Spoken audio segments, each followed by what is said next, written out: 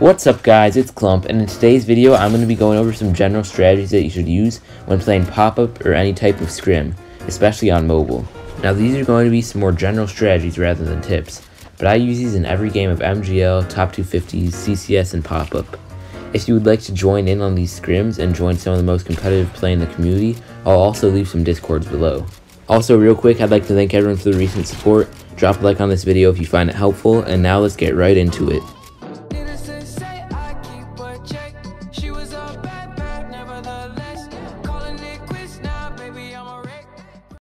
Now I'll be covering all three main sections of the game in a scrim or pop-up that you have to perform well in order to win, or at least place well, and those are the early game, mid game, and end game.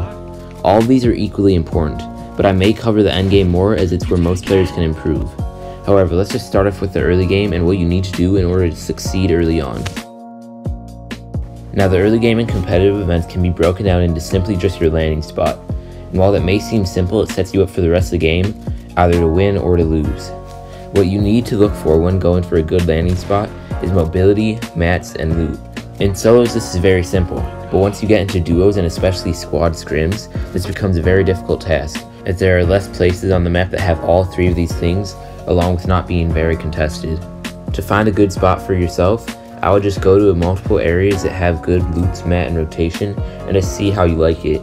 Eventually you have to be able to learn how to loot quickly and efficiently, as you don't always have a ton of time to loot. Solos and duos are pretty easy to choose your spot, as I've said. There's lots of areas you could go, you just need to try a couple out, but I'll highlight a couple areas that I think would be successful for squads, as this is the only scrim that takes lots of thinking into where you're going to land. Try to get a good loadout and as many mats as possible before leaving your initial location. The mid game is the time from when you finish looting your first location and when first circle is closing to about when fourth circle closes. The main goal of this time period is to survive, which causes this to be one of the more boring parts of the game, as to do this you either have to camp or avoid all engagements, which is done by riding the edge of storm and not going towards any shots. Too often do teams get bored of this part of the game, push into engagements, and die easily. Even if a player is within close range, by not shooting at them they usually won't come back at you, and they may not even notice that you were by them. This is the best way to avoid risky engagements and make it to endgame. The mid-game is not very complicated at all, just simply avoid fights. In the meantime, here are some do's and don'ts you can follow to make sure you set yourself up good for an endgame. Get max materials, pretty simple but you'll need them endgame. Loot the outskirts, especially in squad scrims these places often go unlooted and can have some actually good loot. Find mobility. The common strategy right now is to get a hamster, go to next zone and box yourself in with it, but this also works with hoverboards and possibly quad crashers. Here's a quick clip of how OP the hamsters are. Now this went on for multiple circles, but I'm just showing a little bit of it. You can basically avoid all fire endgame, they're just insanely OP. Rotate early. As soon as zone closes and the next zone appears, you want to get into it as fast as possible and get a position before everyone else does. You can take better positions if you go early, as they aren't taken yet. Lastly, don't take mountains. While I'll show you later why high ground is the most important, you don't want to take mountains in the early or mid game, as many players push them. This will leave you getting third, fourth, and fifth party. Now the endgame begins when around the 5th circle forms, and these clips are from Wake, a pro player which you can check out in the description below. The most important aspect of winning endgames is your positioning, and you should always try to contest high if possible, however you have to play with what you got. But at the beginning of this clip you saw that Wake didn't have high ground, he was slightly above the floor. However, he built up and killed anyone in his way, as contesting high ground allows you to have easy rotations later in the game. As you can see, Wake now has high ground, and all he has to do to survive until the next rotation is tarp out to the next zone. Even if you have to fight with 3 or more players, it is often worth it to contest for high ground.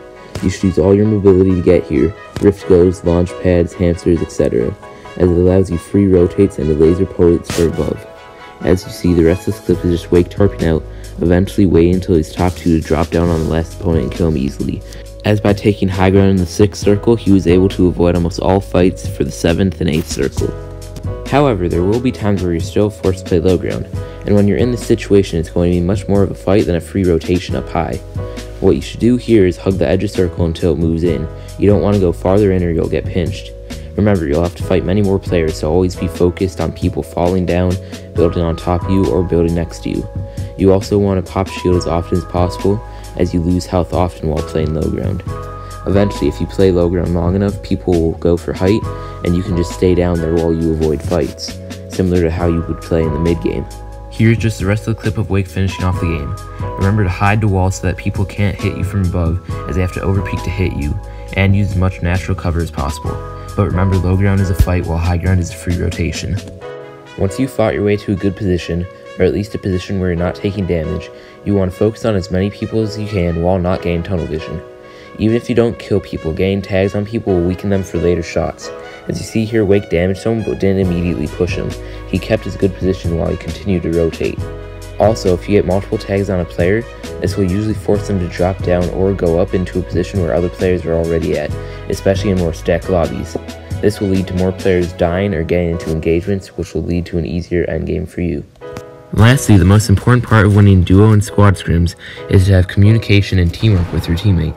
If you find yourself splitting up during fights or not talking to each other once it gets to late game, you might as well be playing solos. You need to be calling every little thing out, even if it seems unimportant, as it gives valuable information that your opponent may not know and that your teammate could have. I'll let you listen to this clip of Tom and Chat making callouts late into a pop-up game. Things you should be always calling out are in detail where your opponent exactly is, so that your teammate knows and doesn't get caught into a sticky situation, where to build, when to drop down, and things such as that. Build 2 layers. I still have 200 mats. You have to build. You build. I only have 90. I'll give you my mats. Here's all my mats. Here's half mats. I gave you double half mats. I still have 50, but just build. I'm farming wood for us. Fun? Rift. Okay. We're gonna have to kill these guys. Guys trying to build up. I hit one once. They're diving down, Tom. Wait, that guy's dead. Okay, dead. That guy's dead. Keep focusing on mats. Here's more mats. Oh. You're going down a little bit. Come down with me. Oh. Here's 70 mats on me. 1v2. Yeah, he's stuck in there.